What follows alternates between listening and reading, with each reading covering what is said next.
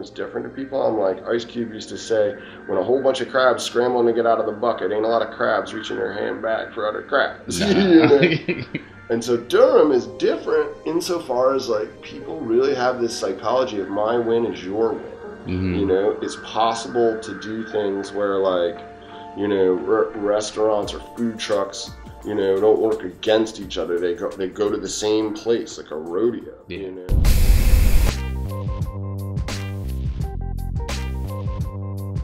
Well, we're here this morning with City Councilman Steve Schewel, running for office. Election day is November 3rd, not next Tuesday, but the Tuesday after from the day that we're filming this. So keep November 3rd in mind if you haven't already early voted. You can still early voting vote. starts now. Started yesterday. Yeah. Yeah, so that's up and running. Good to get that out of the way. Save time. Mm-hmm. Although I stand in line to early vote, it seems. You know, you're like, why don't I just wait till election day? I'm Chris Vitiello. This is Justin Laidlaw, and this is Sights on the City. We curate your city. This is a Clarion content gig, and we're talking with Steve this morning about Durham development, culture, and a little bit of everything. And I kind of want to put you on the spot with a question right off the bat. Please do. Because, you know, and this is just dovetails into almost every conversation I've had over the last week. Last Friday was a big arts night. Tons of people were out. It was interesting to see the complexion of spaces where art things were going on, because that complexion has really shifted over the course of 2015. Outside of downtown, there were a few downtown spaces, but the spaces were now strewn between downtown and East Durham, and it's obvious that there's sort of this pattern of cultural producers moving out of downtown, and I'm wondering, you know, what can a city do It's really hard. to have an effect, to have some intentionality about these types of shifts in a city's life? Yeah. Well, that's a really important question, and it's not easy, because the market forces that are driving that are really powerful. So, I mean, you guys know, you see it. We're all living it in Durham. There's so much demand now for space in our city and space downtown. We have young people, you know, people your age pouring into town because we've got something great going on. So that's the good thing. Right. That so many people want to live here, they want to come here, they want to be here, they want to be a part of it, they want to, you know, help make art, or help, you know, cook the fabulous food, or start the new startup business, and you know, or, you know, you're right in the midst of that right now, you know, getting some downtown space. So that's the good part. The bad part is that creates these tremendous market forces, which are really hard to fight, and I don't think we can fight the law of supply and demand. You know, there is going to be pressure on the real estate, and that's going to make it more expensive, and that means that a lot of people are being priced out. It's not just happening for commercial space, of course. I think that what we see it in most actually is, and most powerfully is housing. You know, where it's so expensive to live in or near downtown, and we see gentrification, and that means that people who are wealthier are coming into neighborhoods of poorer people, and they are forcing up the real estate values, and people are being forced out of places they've been living for a long time. And then, of course, as you say, it's happening commercially too. And Dave Wofford from Horse and Buggy has sat me down recently and talked to me about the exact same thing, and I get it. It's real. I have a lot to say about the housing part of it, and I've written a lot about it, and I've been circulating this kind of strategy paper about what our affordable housing in Durham should be. So let me do you mind if I just spin that out for a minute first? No, I'd love to hear and then talk about the that. commercial stuff. I mean, because when you say public housing, people get a very specific image or project in their minds, but affordable housing is a different term, and I'd love to, if you could sort of differentiate that those two terms even. Yeah, but and then I will come back to your question more directly. So there's a lot when we think about affordable housing, you have to think about it on a spectrum, right? There are people who want to live downtown who can't afford to, and then there are people who don't live anywhere and don't have a home, right? They're homeless. So there's a whole spectrum of that, and I think we got to deal with all of it. And so the first thing I think about is, whatever we do on affordable housing won't matter unless the Durham Housing Authority succeeds, and that's when you're talking about public housing. So think about the Durham Housing Authority. Okay, there are 250,000 people in Durham. 12,000 of them either have a Section 8 voucher from Durham Housing Authority or live in a Durham Housing Authority community. 1 in every 20 people in Durham lives in some sense supported by the Durham Housing Authority. And these tend to be, our poorest people. So first thing is we got to make sure they succeed in renovating. You've seen some of the, bad situations that we have with our public housing. So we have to, job one is to help that succeed, because if that doesn't succeed, as it doesn't in many cities, then we are in a real affordable housing crisis that way beyond what we have now. Where are most of those housing communities, the Section 8, the public housing? Yeah, so the largest is McDougall Terrace, which is not too far from North Carolina Central, between North Carolina Central and Durham Tech. Right. That's the largest in the city and the oldest in the state. So you're talking 60, 70 years old. And if I go there,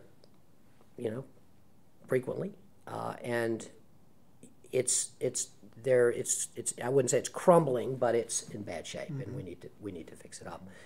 But Cornwallis Road is another large one. Daymar Court and Maureen Road are two of the other Durham Housing Authority communities. They are on Maureen Road near Duke University, and they're being renovated now. So the Housing Authority is doing a lot of renovation and trying to fix these up, and we need to support that. The city needs to support that, and we do. We financially support it. So I sort of put that in one big category. And then the second category is the second thing I think we need to attack is homelessness. And so every year, and you guys should do this sometime, it's amazing, I go out on this the point in time count, and it's one cold night in January all over the country, and you go out and you basically in teams, and you find every homeless person in Durham that you can, and you count, and this is national. And I've done it for several years, and we have 750 homeless people in Durham on a given night, and around 3,000 over a year, so it's a lot. Most of those people are in shelters on the point in time count day, and then, but 50 of them, 55 to 60, are outside. And so the second thing I think about our housing is we can think about affordable housing for basically middle and lower middle class people, but job one has got to be getting people that don't live anywhere somewhere to live, and that seems like a moral imperative to me, and I think we can do that. We can end veterans homelessness in Durham this year because we have vouchers from the federal government. We just need landlords to agree to take those veterans with those vouchers. Now, dealing with finding homes for this substantial homeless population, is that a Durham Housing Authority task, or is there a different organization that you really see as being better suited to handle that? Yeah. Well, what we've done now, which is great, is the Housing Authority has agreed. The Housing Authority has a 2,000-person waiting list. So what we've agreed to get them to do now, and this is federally allowed, is we've gotten them to say that they will take 25, it depends, the exact number hasn't been settled yet, but they will move the 25 of our most vulnerable homeless to the top of their list. And so they will be able to jump the waiting list. And that is really fantastic because it's great to get those most vulnerable people in. But it's also, there are nonprofits that work on it, urban ministries, the Housing for New Hope. I mean, there's a lot of people that work on this all the time and trying to, there's what's called a continuum of care, and people, there's a lot of work that goes into trying to figure out what are the exact needs of these people, because mainly their needs, they're not, housing first, I think, is everybody's mantra, get a roof over their head, then treat their addictions, their mental health problems, and that kind of thing. So it all kind of goes together. Yeah. So one element of it that I'm always curious about, it's like I have a car, I can jump in the car and go to the grocery store, I can jump in the car and go to wherever I'm working, that's right.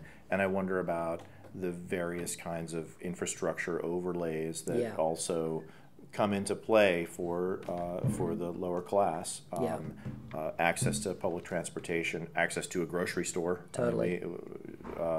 We don't have any grocery stores in certain parts of town. This is well documented. Is this something that Housing Authority plus nonprofits plus what other kinds of commercial entities that come into play? Yeah. I mean, how do you coordinate that, and is that part of the plan? Yeah, huge. I mean, that's a big issue. So, the first thing you asked about, it really, I think, depends a lot on how good our bus system is. We have 22,000 people. We have 22,000 boardings every day. That's a lot of people riding. Took it twice yesterday. There you I go. was very proud of myself. There you go. Yeah. Right, exactly. And so we try to keep the fares really inexpensive. And of course, we have one free line, which we need to have more of, the Bowl City Connector, and we do that with the help of Duke. Duke pitches in because it helps their employees. And we need to keep them pitching in. Right. But we are spending more money now on improving our bus system. We're changing the frequency, for example, of the most popular lines. We're making them twice as frequent. From Durham, from downtown to Wellens Village is going to have twice the frequency now. Excellent. You know, so we're trying to do a lot of things like that, but huge issue. We have to have a great bus system towards it, and I think we'll do better. In the long run, we need the light rail.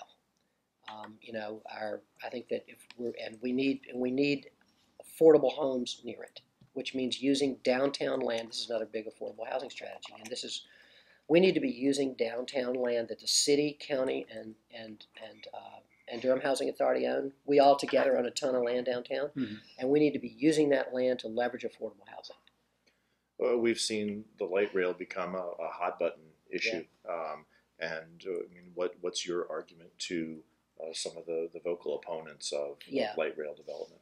Well, I think there are two kinds of opponents of it at this point. I think that there are people who are concerned about a particular aspect of it, like it's coming in. There are two real groups of opponents in this way. One is where the maintenance facility is going to be. They don't want it near them. And then there's another group which is worried about, in Downing Creek neighborhood, worried about access and egress to their neighborhood when the rail line goes by them. Legitimate concerns, they need to be dealt with. And, you know, this is a $1.6 to $1.8 billion, you know, another 12-year project, even if we get the federal funding for it this year. So over those years, those problems have to be worked out and figured out. And I feel strongly that they can be. The other kind of problems that other communities have dealt with and solved. Yes. I mean, think about the line in Charlotte, but there is this whole other group of people that just don't think light rail is the right solution, and I just don't agree with that. I mean, I think that it's not that they don't have good reasons, or that you know, these are a lot of times they're close calls. Is light rail better than bus rapid transit for our purposes? I think it is. We're running light rail between big employment centers, downtown Durham, Duke University, Chapel Hill University Hospital. Huge employment centers, thousands of people are going every day, right? So 60% of the jobs in Durham are filled by people that don't live here. They're from Roxborough, they're from Chatham County, they're from Raleigh. And of course, many Durham people are going to Chapel Hill to work, right? So we need to make that, when we need to feed those big employment centers with train cars. If we don't, what we're going to have is, you know, think about our roads in 20 years and 50 years, you want to be able to drive on them. Well, sure, and we're going to be taking buildings like this down and putting parking lots and decks there for all the people driving in from Roxborough. And I think that's an issue anyway, and I think that it goes back to your first question, which is the question about the commercial space, space for artists. And I mean, you guys are, why don't you speak to that, Justin, because you're about to fill a downtown space with Runaway. So what's your experience? We looked you know, for a few months for spaces and found some that we felt like met most of our needs. The space we have now is in coordination with American Underground, so it's more of a unique situation. It's kind of a partnership of sorts for that space, and I don't know how often that happens or how often it can happen. But yeah, I know for us, it was, you know, retail was not even really something we thought about until a couple different situations presented themselves. So, you know, for us, again, I think it's kind of a unique situation, but having conversations with Katie and Krista from the Makery and some other you know, vendors downtown, Jennifer Donner at Dolly's. I know that it's something that they are anxious about. Yeah. And even successful businesses. Yes. I mean, it's not just people who don't have a strong business plan, who are kind of walking the line. It's businesses that have had success for the last couple of years that are just concerned about how quickly it's escalating, the Yeah. prices, the value of property. Yeah. And I can definitely see us being one of those people in the next few years. Right, and that's what Dave Wofford was talking to me about. Is, I mean, he's got a lease. I Mm-hmm. don't think he'll mind me saying this, but he's got a lease, and he knows that it's going to be much more expensive next time, or the building will be sold, or whatever. And so, I think the reality of that is that I don't think there's anything that we can do to say to people, we the city, yeah, we're going to be able to guarantee your rents downtown. I don't think we're going to be able to do that. So I think that what needs to happen is, so you think about Dan Ellison and his building, Chris, right? Mm-hmm. So he's been providing fabulous, low rent Mm-hmm. space for artists Right for a on, long time. right on the CCB Plaza. Exactly. That's really exceptional and awesome, My wife, who Justin knows extremely well, because Justin spent a lot of time at our house when he was young, and she has her office in what used to be the Herald Sun building, which is owned by Self Help, and she gets inexpensive office space because Self Help basically keeps it Mm-hmm. very reasonable terms. Mm-hmm. And Self Help, that's right on the plaza too. Self Help could, it's on CCB Plaza. They could sell that building and make a ton of money. And I don't know, maybe eventually they will, but right now they're still providing it. So there's some of that, but I think that the reality is there's going to be less of it down in the core. Mm-hmm. And so I think that we have to be realistic and I think it would be wrong to say, yeah, we can fix that. I don't think we can fix that.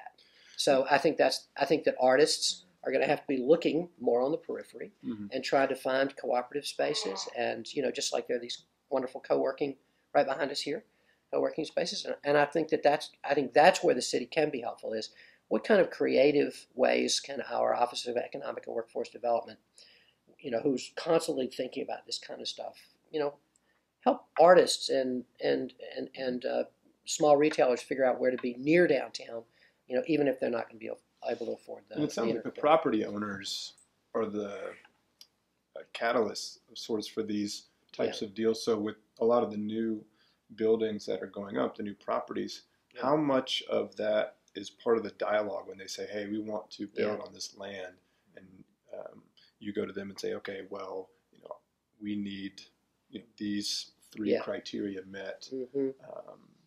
Is there a lot of that conversation, that back and forth, and can you kind of give us maybe a little insight into what that's like? I'd say that there are two different ways that happen. So a lot of times people can build, what's called by right. In other words, it's zoned for zoned for multifamily, and they're going to build multifamily there, and they don't need to come to us for anything, and they just boom.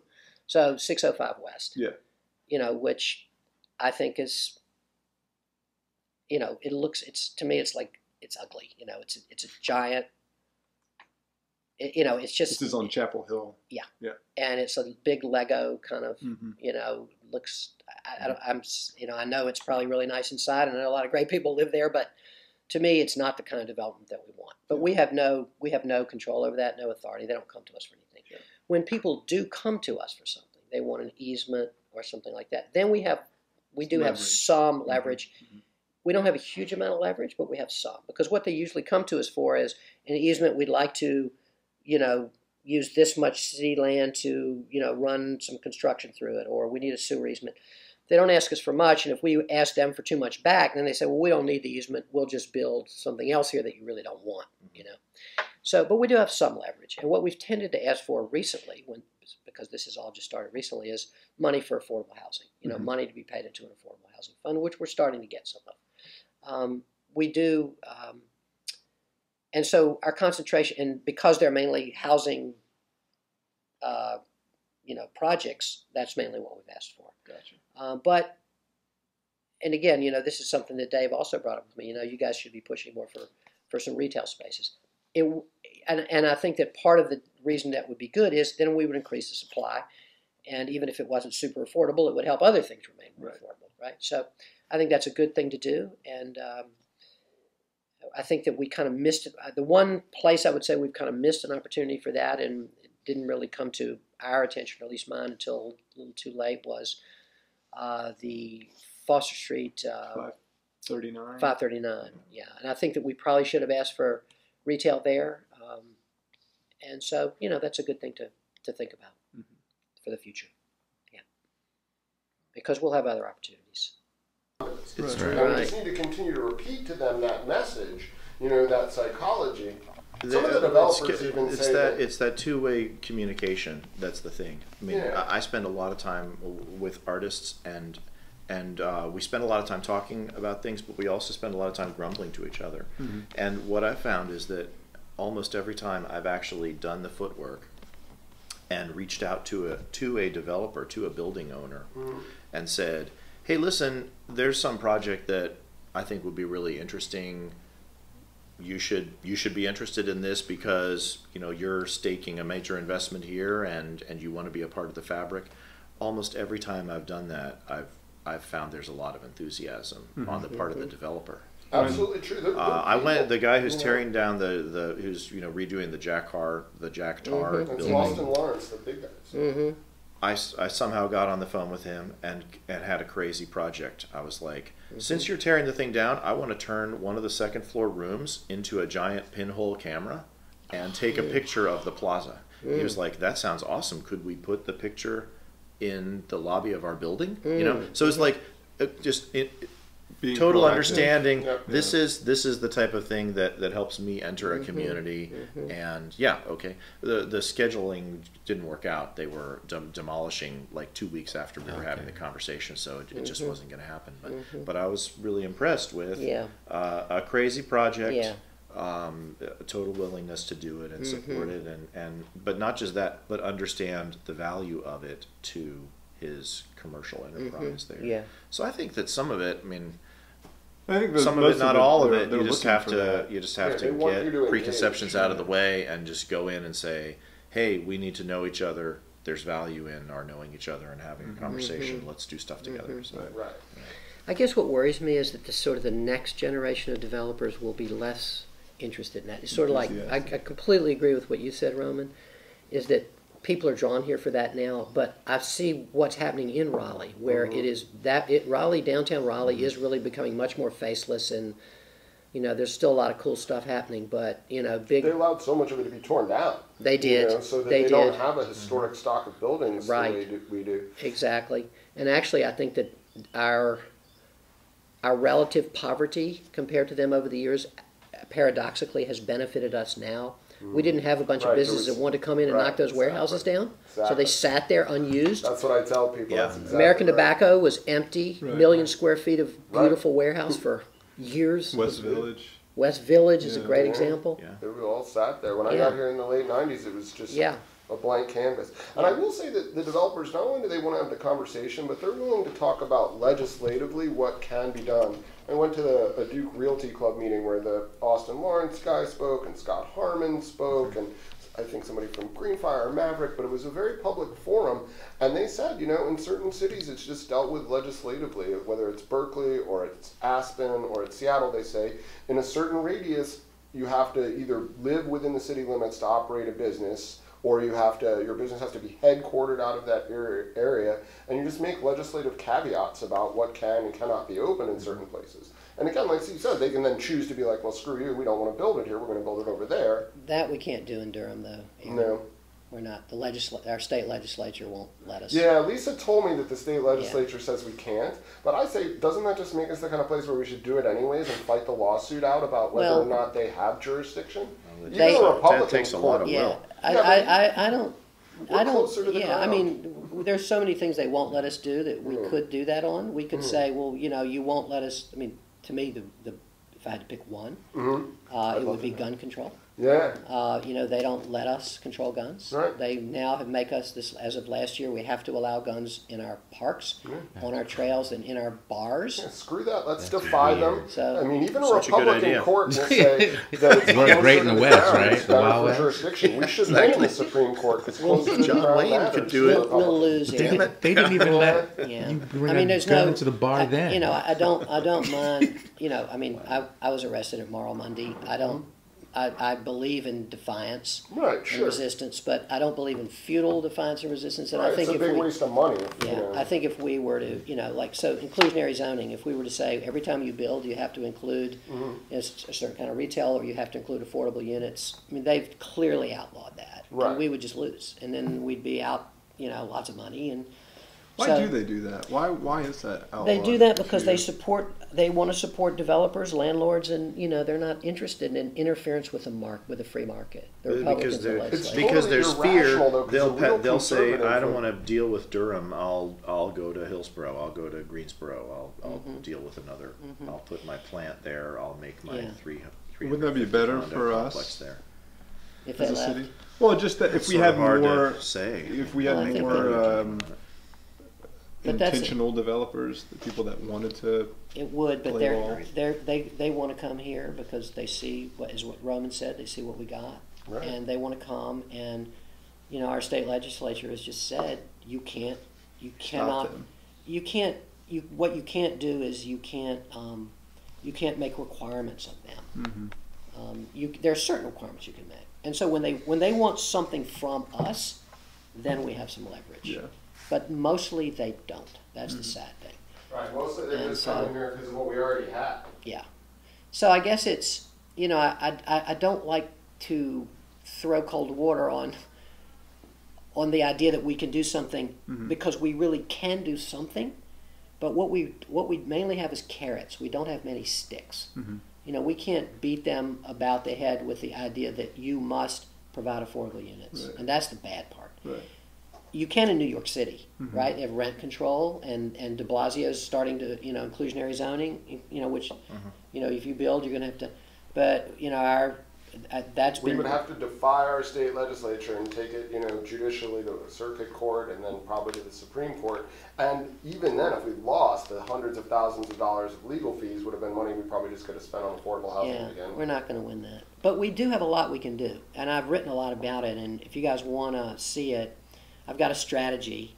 Can you send it to me? Yeah, sure. I mean, I mentioned a couple of the things. Yeah. What I think that the thing that I want people to at least think, well, this is my priority. My priority is the people who have the least. So I am very interested in middle class people being able to still live downtown, and I have some ideas about how that can happen, and I've written them. But the things that I wanted to highlight, when we were talking is Durham Housing Authority and people who are homeless, because they're at least they're the top of my list, and I think they ought to be top of our list.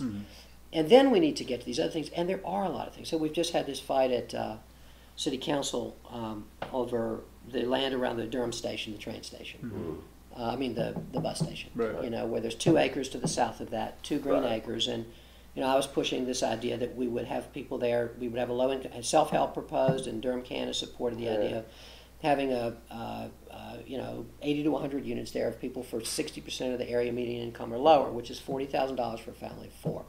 So, I don't know what you guys make, but the chances are that we're not talking about just poor people. We're talking about people like Right, You guys. everybody Yeah. here. Yeah, so You know? public Right. servant, working class. Yeah. yeah, Type of- teachers, type of number. beginning teachers, beginning cops, people that work in downtown and, startups, Right. the beginning, Right. Don't not have probably not the income. president No. of the company, Well, yeah, but, city employees. Right. Yeah. And so, but that went down.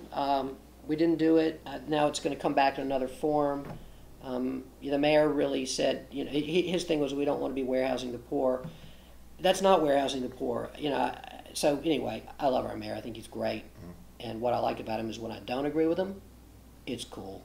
The next issue, he never makes it personal. And so, this thing's going to come back. It's going to be in some sort of modified form. But that's an example of what I'm talking about, using public land that we own to leverage affordable housing. We could put 100 units there for people, like you guys. Exactly, baristas. And that's Exactly. having come from San Francisco, that's Exactly. the long-term problem there. Exactly. Because eventually there are no places where working class people can live. You have to go try and live in the East Bay, take an hour longer to Right, I was going to commute, say, and when your you know. transportation isn't where it should be, then it becomes even more of a burden. Exactly. You Yeah, can't at least they walk, have you the can't bike. transportation That's infrastructure. exactly right. Yeah, we didn't even talk about that. But the whole mobility thing. Yeah, I was so glad to hear you guys talk busing.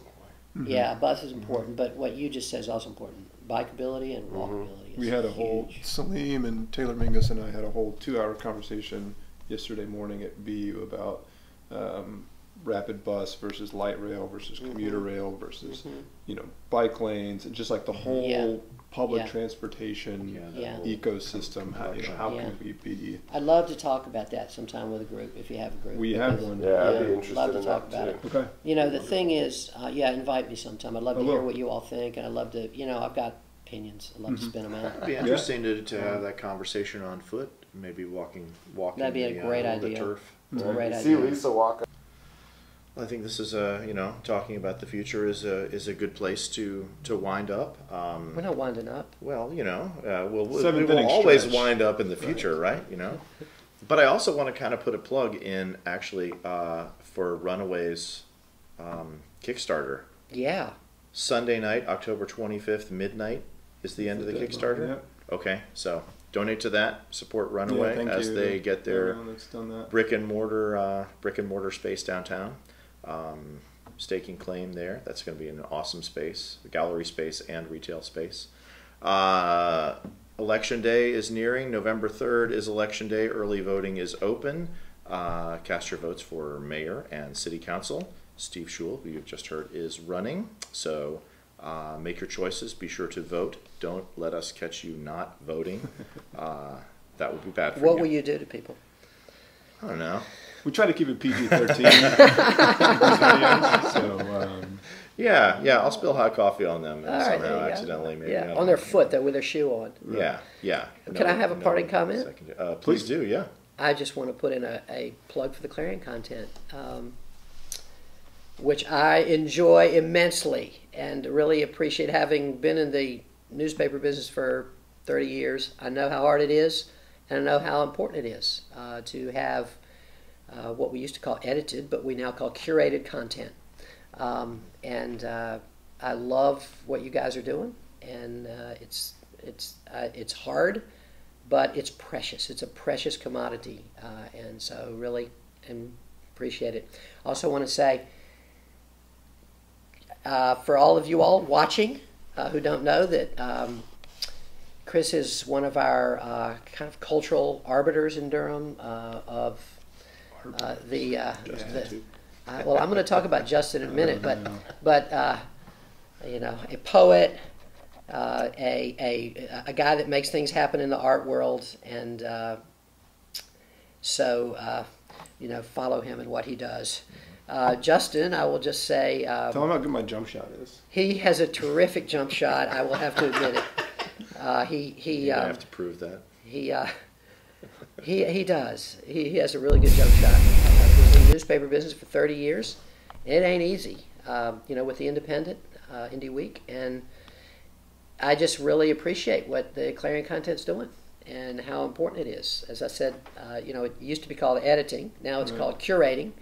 But people need that, they crave that, they want that, and it's so valuable for our entire society and culture and city for what y'all are doing. So keep it going. If you ever want to write a guest piece, I do. I've told Aaron I'm going to write a guest piece. I'm not sure about what yet, but definitely.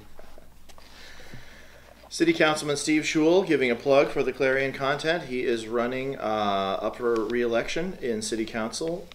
Early voting is open, and Election Day is November 3rd, so get in and cast your vote. Also, Mayor is on the ballot, so get out to the polls. I'm Chris Vitiello. This is Justin Laidlaw. We are Sights on the City today, and we curate your city. Thanks a lot for giving the thumbs up to Clarion Content and agreeing on camera to be a contributor. We appreciate that. I want to credit Roman Gabriel, Moonman Pictures, behind the camera, shooting us so well this morning. And thanks a lot, Durham. Don't forget to vote. But I have like aunts and uncles, so I've been coming back and forth to Durham since I was like 7 years old. I have aunts who live up here, a lot of first cousins who live up here, so we've always been back and forth up the road, like chilling out with them on weekends. Right. So yeah, family holidays. Absolutely. Or something. Yeah, cool. But as with my family, personally, like a year.